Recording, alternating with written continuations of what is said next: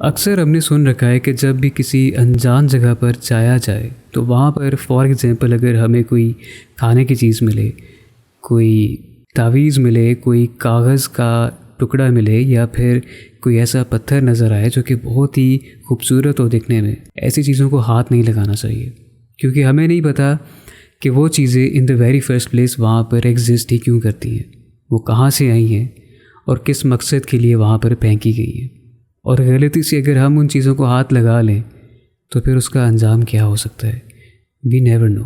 آج کی ہماری پہلی کہانی بھی اسی سلسلے سے جڑی ہے، جو کہ ہزارہ کمیونٹی کے قبرستان سے ریلیٹڈ ہے۔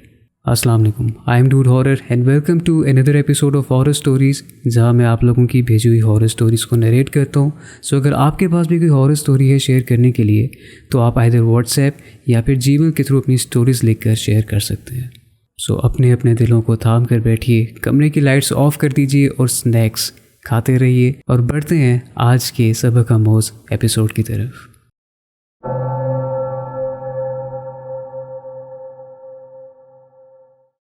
میرا نام رابیل ہے اور میں کوئٹہ شہر کی رہائشی ہوں۔ یہ بات 2021 کی ہے، جب میں اپنی یونیورسٹی کی طرف سے ایک کلین سٹی پروگرام میں گئی تھی، جس میں ہمیں پارکس اور گریو یارڈز کو صاف کرنا تھا۔ تو ہمیں ایک قبرستان الاٹ کیا گیا تھا جو کہ پہاڑوں کے کافی قریب تھا۔ اب وہاں پر ہماری ٹیمز بنائی گئی تھیں اور ہماری ٹیم میں 6 لوگ شامل تھے۔ انفارچونیٹلی جو میری سہیلی تھی وہ میری ٹیم میں تو نہیں شامل ہوئی، تو اس لیے ہم الگ الگ ٹیمز میں بٹ گئے تھے۔ اور ساتھ ہی ساتھ میں یہ بھی بتاتی چلوں کہ وہ قبرستان ہزارہ کمیونٹی کا تھا۔ اب جب ہم اس قبرستان میں گئے تھے تو وہاں پر نہ جانے کیوں مجھے ایک بہت ہی نیگیٹو سی انرجی محسوس ہو رہی تھی، جو کہ میرے علاوہ میری کئی دوستوں نے بھی مینشن کیا تھا۔ اب ہم نے کلیننگ پروسیس سٹارٹ کیا، ہم وہاں سے کوڑا اکٹھا کر رہے تھے۔ اسی طرح کوڑا اٹھاتے اٹھاتے مجھے ایک جگہ دکھائی دی، ایک پتلی سی گلی تھی اور اس کے آگے مزید قبریں بنی ہوئی تھیں۔ میں اس جگہ پر گئی اور وہاں پر جا کر جو میں نے دیکھا وہ دیکھ کر میں حیران رہ گئی۔ میں نے دیکھا کہ 2 قبریں ہیں جو کہ سب سے سائڈ پہ بنی ہوئی تھی، ان پہ ایک بڑا سا درخت تھا اور اس درخت پہ بہت سے تعویذ اور دھاگے لٹکے ہوئے تھے۔ میں تھوڑا سا اور آگے گئی تو میں نے دیکھا کہ وہاں پر کچھ اسکلز اور بالوں کے گچھے بھی موجود تھے، اور تو اور بہت سارے پیپرز بھی تھے جن کے اوپر کچھ عجیب و غریب زبان میں لکھا ہوا تھا۔ اللہ کا شکر ہے کہ میں نے ان کو ہاتھ نہیں لگایا۔ اب اس جگہ سے تھوڑا اور آگے جا کر مجھے کچھ کھدی ہوئی قبریں بھی دکھائی دیں۔ میں یہ سب دیکھ کے ہی اتنا ڈر چکی تھی، کیونکہ وہ قبرستان ایک تو پہلے سے ہی بہت خاموش تھا اور تھا بھی پہاڑوں کے قریب، اور وہاں پر زیادہ لوگ بھی نہیں تھے۔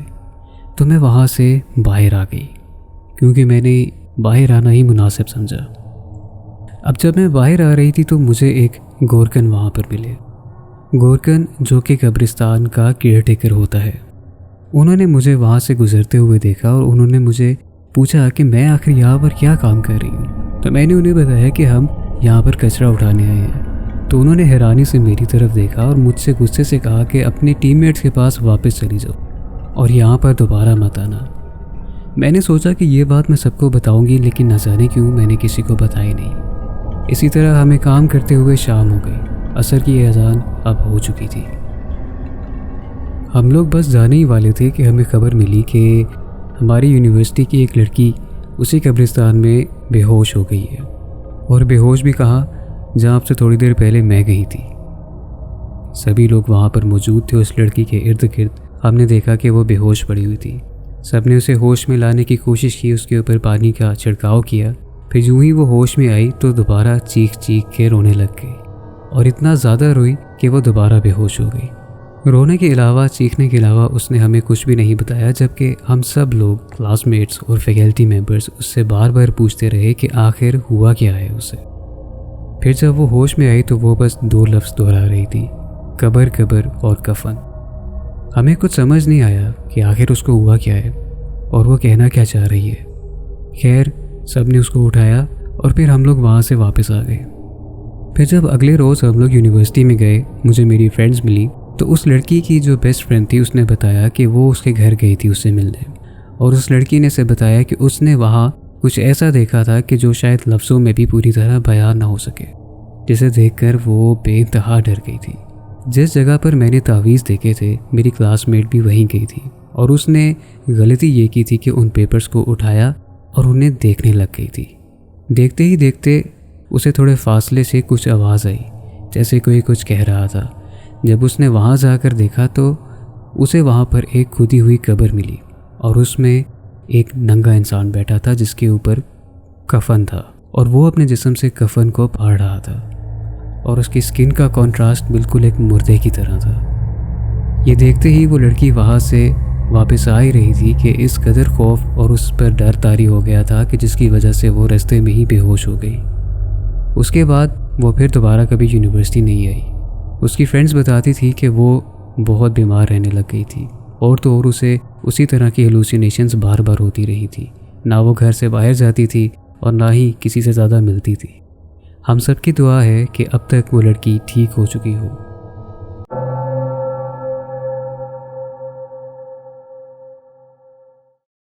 मेरा नाम हादी है। मैं इस्लामाबाद में रहता हूँ और मुझे हॉरर स्टोरीज़ में काफ़ी इंटरेस्ट है।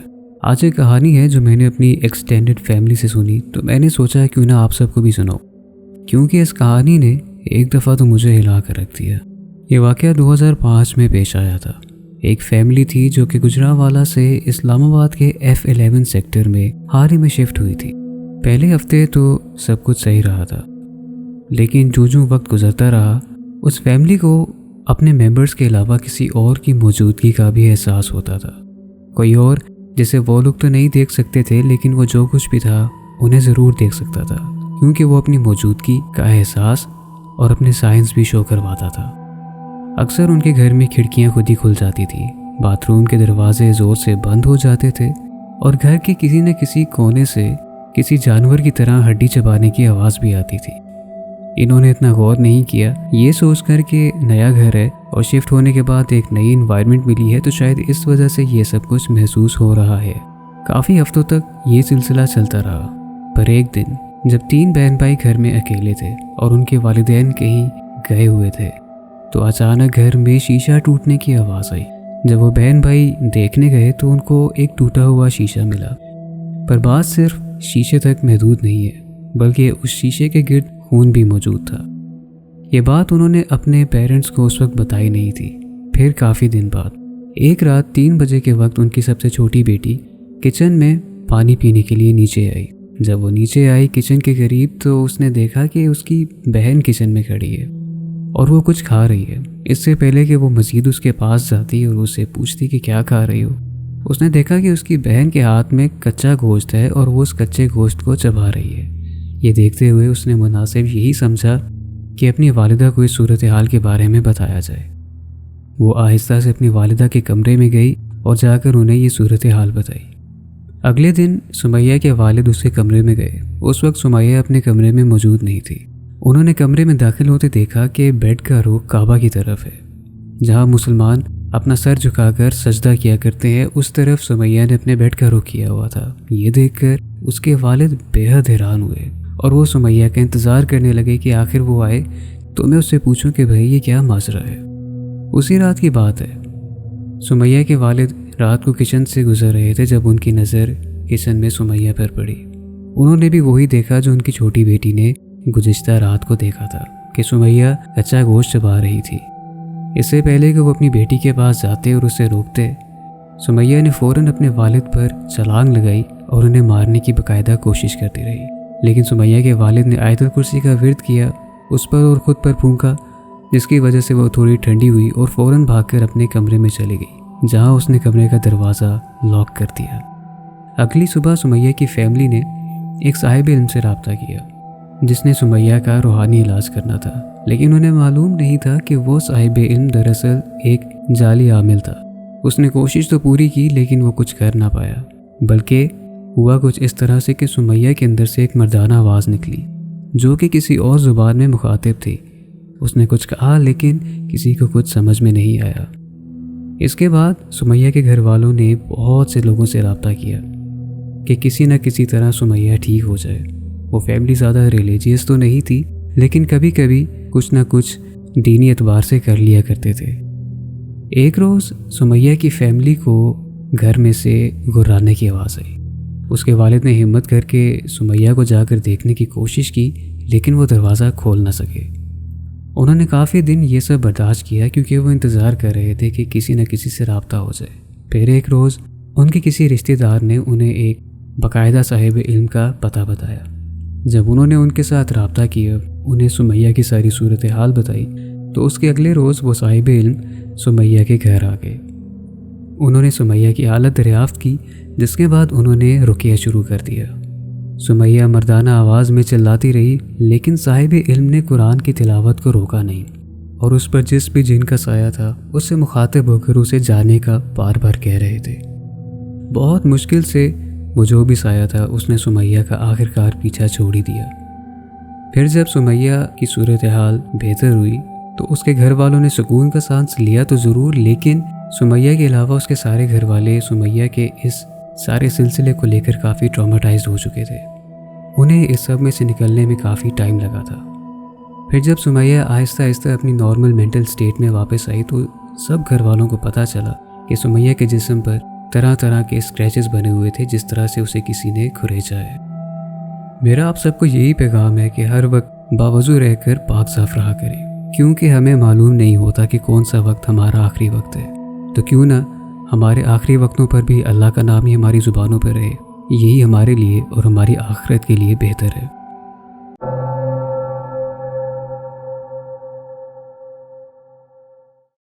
میں اور میری والدہ نے ریسنٹلی آپ کی ہارر سٹوریز کے چینل کو ڈسکور کیا ہے، اور اب ہمارا روز کا معمول بن گیا ہے کہ ہم روزانہ سونے سے پہلے ڈیلی ایک ایپیسوڈ ضرور سنتے ہیں۔ تو ہم نے ڈیسائیڈ کیا کہ میری امی کی ایک فرینڈ ہوا کرتی تھی، کیوں نہ ان کا واقعہ آپ کے ساتھ شیئر کیا جائے۔ ہمارا تعلق پنجاب سے ہے، بیسیکلی رحیم یار خان سٹی کے ایک گاؤں سے ہے۔ میری نانی کے گھر کے ساتھ ہی میری امی کی دوست کا گھر ہوا کرتا تھا۔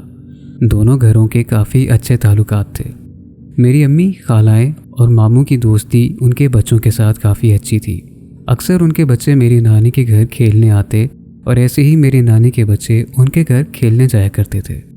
ان کی ایک بیٹی تھی جن کا نام فرزانہ تھا۔ ان کی ایج اس وقت تقریباً 15 سال کی ہوگی۔ وہ میری امی کی سہیلی بھی تھی۔ ایک دفعہ ایسا ہوا کہ عید کا دن تھا۔ ان کی امی نے بکرے کا گوشت بنایا اور باکس میں ڈال کر فرزانہ کو ہدایت کی کہ یہ اپنی خالہ کے گھر دے آؤ، یعنی کہ میری نانی کے ہاں۔ فرزانہ تیار ہوئی اور میری نانی کے ہاں گوشت دینے کے لیے چلی گئی۔ میں یہ بھی بتاتی چلوں کہ یہ بات آج سے 30 سال پرانی ہے۔ فرزانہ اور ان کے سارے گھر والے بہت سیدھے اور شریف لوگ تھے۔ ہوا یوں کہ شام ہو گئی تھی اور فرزانہ گھر نہیں آئی تھی۔ ان کی امی کو لگا کہ ابھی اپنی خالہ کے گھر گئی ہوں گی، لیکن کال کی تو پتہ چلا کہ فرزانہ تو وہاں پہنچی ہی نہیں۔ ایسے ہی 2 دن گزر گئے، ان کی تلاش جاری تھی۔ تیسرے دن ان کے کسی ریلیٹیو کو خبر ملی کہ اینٹوں والی بھٹی کے پاس سے کوئی لڑکی بے ہوش ملی ہے۔ جب انہوں نے جا کر دیکھا تو وہ فرزانہ تھی۔ اس کو گھر پہنچایا گیا اور وہاں سے اس کو ہاسپٹل لے کر چلے گئے۔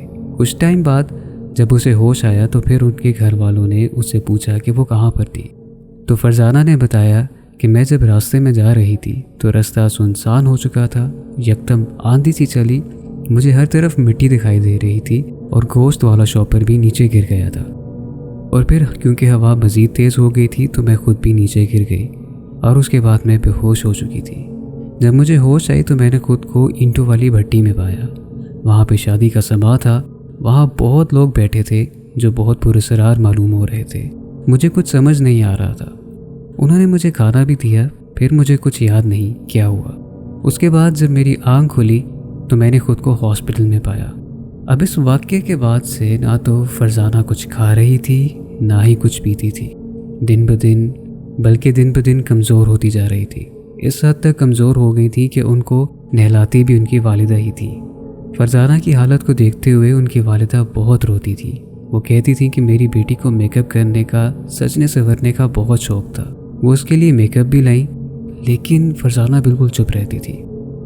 اس کی امی ہی اس کو تیار کرتی، میک اپ کرتی، نیل پالش لگاتی، جس کا فرزانہ کو بہت شوق بھی تھا، لیکن فرزانہ بالکل بے رونق اور خاموش سی ہو گئی تھی، جیسے کوئی زندہ لاش ہو۔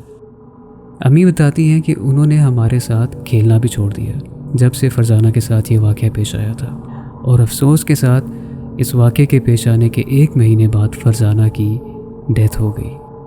آج بھی میری امی بتاتی ہیں یہ واقعہ تو ہم سب کے رونگٹے کھڑے ہو جاتے ہیں کہ آخر فرزانہ کی موت کیوں ہوئی۔ کوئی نہیں جانتا کہ کس طرح سے ہوئی، پر سب یہی مانتے ہیں کہ اس کے پیچھے جنات تھے۔ اب فرزانہ کی والدہ کی بھی ڈیتھ ہو چکی ہے اور ہم امید کرتے ہیں کہ وہ اپنی والدہ سے مل چکی ہوں گی۔ اللہ تعالیٰ ان کو اور تمام مرحومین مرحومین کو جنت الفردوس میں اعلیٰ مقام عطا فرمائے۔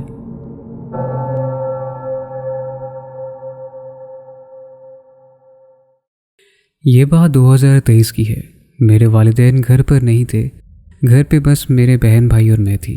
مغرب کا وقت تھا، ہم تینوں بہنیں کچھ کھانے کے لیے بنا رہی تھیں۔ میں اپنے کمرے کے دروازے کے پاس کھڑے ہو کر اپنی دوست کا وائس نوٹ سن رہی تھی، جب اچانک ایک دم سے مجھے لگا کہ میرے کان میں کسی نے چیخ لگائی ہے اور میں چلاتے ہوئے اپنی بیڈ کی طرف بھاگ گئی۔ میری بہنوں نے مجھے پوچھا کہ آپا کیا ہوا ہے، تو میں نے ان سے کہا کہ میرے کان میں مجھے ایسا لگا جیسے کسی نے چیخا ہے اور میں بری طرح کانپ گئی تھی۔ پھر میں نے تھوڑی دیر تک اپنے آپ کو نارمل کیا کہ ہو سکتا ہے میرا وہم ہو، اس وائس نوٹ کی فریکوینسی کی وجہ سے شاید میرے برین نے غلط طریقے سے پرسیو کیا ہو۔ اب میری بہنوں نے جو بنانا تھا وہ بنا لیا اور کھانا کھانے کے بعد میں لاؤنج میں آ کر بیٹھ گئی، جہاں میں اپنے ماما اور بابا کا انتظار کر رہی تھی، اور ساتھ ہی ساتھ ایک نظر گھر کے کیمراز میں بھی دیکھ رہی تھی کہ جب آئیں گے تو میں باہر جا کر دروازہ کھول دوں گی۔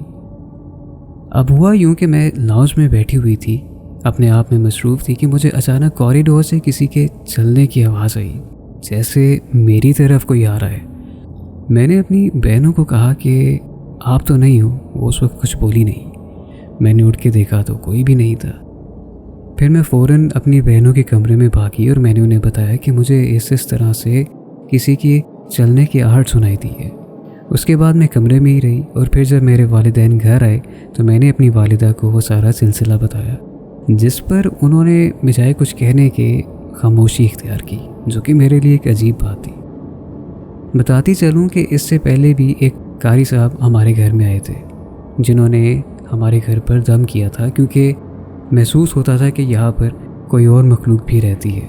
میرے والدین بہت بیمار رہنے لگ گئے تھے، گھر میں چھوٹی سی چھوٹی بات سے بہت بڑا مسئلہ بن جاتا تھا، جھگڑے بے حد بڑھ جاتے تھے، جبکہ بات کوئی بھی نہیں ہوتی تھی، اور تو اور میرے بابا کا کاروبار بھی مرجھانے لگ گیا تھا۔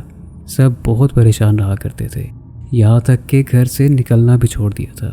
اس کے بعد میرے بھائی کا بائک سے ایکسیڈنٹ ہوا تھا، جس کی وجہ سے اس کی ٹانگ فریکچر ہو گئی، اور ایکسیڈنٹ بھی بہت بری نوعیت کا تھا، جبکہ اس سے پہلے بھی اس کا ایک بار ایکسیڈنٹ ہو چکا ہے، اور اس وقت تو اس کے دماغ پر اسے چوٹ لگی تھی۔ اب جب یہ سارے واقعات ہمارے ساتھ اس گھر میں رہتے ہوئے پیش آنے لگے تو میرے بابا اور میری ماما نے ڈیسائیڈ یہی کیا کہ اس گھر کو چھوڑ دینا ہی مناسب ہے، کیونکہ اکثر کچھ چیزیں ہمارے بس میں نہیں ہوتی ہیں، اور میرے والدین کا یہ ڈیسیجن ہم سب کے لیے بہت فروٹفل ثابت ہوا۔ ہم نے وہ گھر چھوڑ دیا، اور الحمدللہ میرا بھائی دوبارہ چلنے بھی لگ گیا، اور گھر کے سارے معاملات ٹھیک ہو گئے، اور میرے والد صاحب کا کاروبار بھی دوبارہ سے چل گیا۔